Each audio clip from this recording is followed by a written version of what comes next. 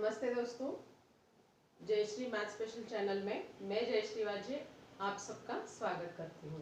आज हम जानने वाले हैं आयत के बारे में।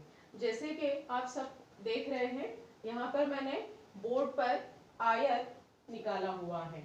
ठीक है, तो देखिए आयत जो है क्या होता है, आयत की परिभाषा क्या है और आयत की विशेषताएं कौन सी होती है और आयत किस तरह हमें हमारे रोजमर्रा की जिंदगी में काम आता है, ये सब चीजें आज हम देखने वाले हैं।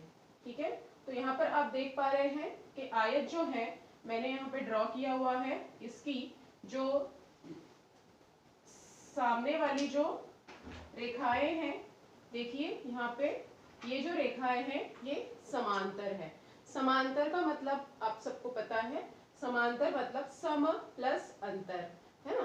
तो जब दो रेखाएं समांतर होती है, इसका मतलब यहाँ से शुरू करते हुए यहाँ तक और यहाँ से शुरू करते हुए यहाँ तक ये लाइन, ये जो अंतर है ये समान होगा, समान होगा।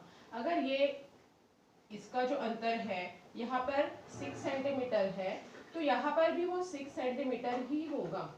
ठीक है, उसी तरह से ये जो सामने वाली लाइन है, ये जो सामने वाली रेखाएं हैं, इसका भी अंतर जो होता है वो समान होता है। और उसी वजह से क्या होता है कि जो इसके कोण हैं, ये कोण जो है ये भी समान होते हैं, जो होते हैं 90 डिग्री। 90 डिग्री सभी कोण जो होंगे आयत के वो होंगे 90 डिग्री के। ठीक है, तो इसको हम बोलते हैं आयत, इसको बोलेंगे आयत। क्या विशेषताएं बताई मैंने, समान होती है, भुजाएं जो होती है आयत की, सामने वाली भुजाएं समान होती है, मतलब ए और बी समान है, ए और बी और डी और सी। ठीक है, उसी तरह से ए और डी और बी और सी, इस भुजा का और इस भुजा का अंतर समान होगा, इस भुजा का और इस भुजा का अंतर समान होगा। ये हुई विशेषताएं आयत की। ठीक है, अभी हम देख रहे हैं आयत का क्षेत्रफल। ठीक है, अगला पॉइंट जो हमारा है वो है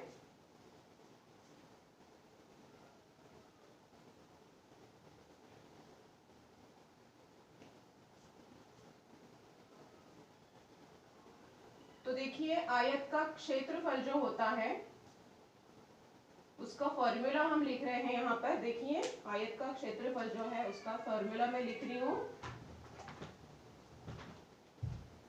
लंबाई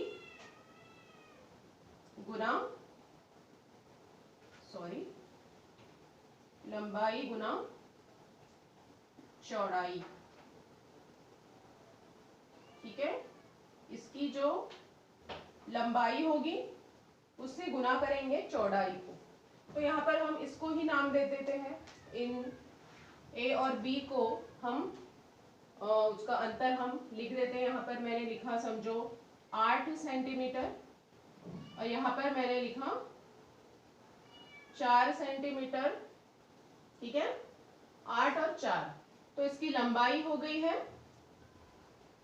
8 सेंटीमीटर और चौड़ाई हो गई है 4 सेंटीमीटर। तो इसको हम गुना करेंगे, 8 को 4 से गुना करने के बाद क्या मिलेगा हमें, 32। ठीक है, तो इसका क्षेत्रफल जो आया है वो 32 सेंटीमीटर आया है ना। लेकिन देखो यहाँ पे cm सेंटीमीटर दो होने के कारण यहाँ पर हमें लिखना पड़ेगा वर्ग। ओके, स्क्वायर, जिसको इंग्लिश में बोलेंगे स्क्वायर। 32 सेंटीमीटर स्क्वायर ये हमारा आयत का क्षेत्रफल आया है। ठीक है, अभी हम देखेंगे आयत का परिमाप। ठीक है, यहां तक आपने देख लिया। आगे देखो,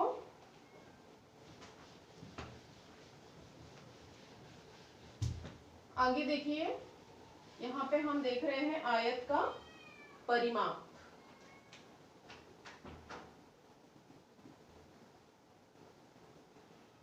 अभी आयत का परिमाप या फिर किसी भी आकृति का परिमाप जो होता है वो आपको ध्यान में रखना है कि उसके चारों साइड की टोटल होगी।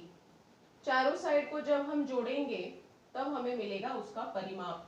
तो यहाँ पर हमें पता है कि आयत की आमने सामने वाली जो रेखाएं हैं वो समान है, ठीक है। तो इसलिए हमारा सूत्र बनता है 2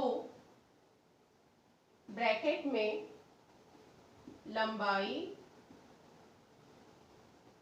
और यहाँ पर है प्लस। बस आपको इतना ही ध्यान में रखना है कि क्षेत्रफल में गुना किया था हमने लंबाई और चौड़ाई को, यहाँ पर हम प्लस कर रहे हैं लंबाई और चौड़ाई को,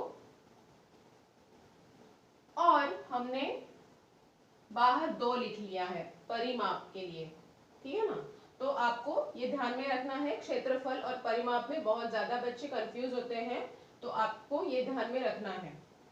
आगे देखिए, तो 2 लंबाई मैंने लिख ली इसकी 8 सेंटीमीटर, चौड़ाई लिख ली 4 सेंटीमीटर। 2 8 और 4 हुआ, कितना हुआ? 8 और 4 8, 9 10 11 12 सेंटीमीटर।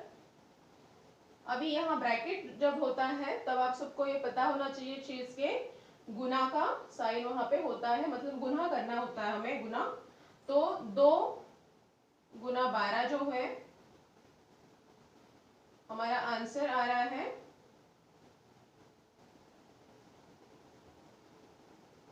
12 गुना 24, ठीक है। 12 गुना हमें मिला है 24, ठीक है।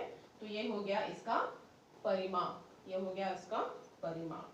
तो इस तरह से देखो बच्चों, हम लोगों ने आयत का क्षेत्रफल और आयत का परिमाप दोनों भी हमने क्या किया है, आज समझा है। तो आपको इन आयत के सभी उदाहरणों की प्रैक्टिस करनी है। नेक्स्ट वीडियो में हम इसके उदाहरण जरूर देखेंगे। आज हमने ये समझ लिया कि आयत क्या होता है, उसकी विशेषताएं क्या है, उसका क्षेत्रफल का सूत्र क्या है और उसका परिमाप का सूत्र क्या है, ठीक है। तो अगले वीडियो में हम देखेंगे इसके ऊपर जो उदाहरण है वो, ठीक है। जैसे हर बार मैं बोलती हूँ वैसे आज भी बोलूंगी, वीडियो बनाने में बड़ी मेहनत लगती है, तो प्लीज वीडियो को शेयर, लाइक एंड सब्सक्राइब जरूर कीजिए। धन्यवाद।